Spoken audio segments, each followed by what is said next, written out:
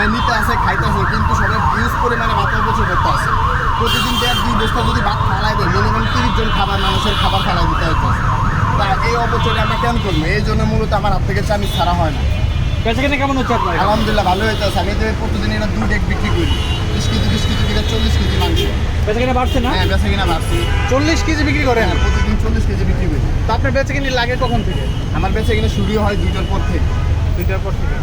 তো পারেন দেখি কি কারণ ওই যে বলি যে 28 বার কেন বলি, আপনার কাছে আসেন, আমি আপনার 28 বার দিব।